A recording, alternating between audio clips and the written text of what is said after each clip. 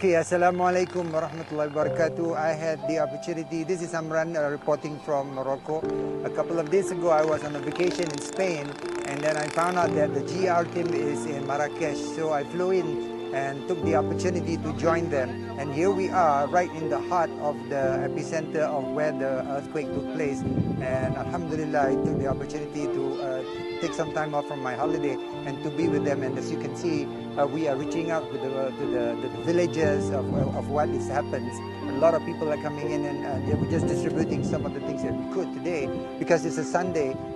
So these are some of the things. And after this, we're going back deeper, even deeper into the village to reach out to more people. So Alhamdulillah, and I just want to show this is where your money has gone through.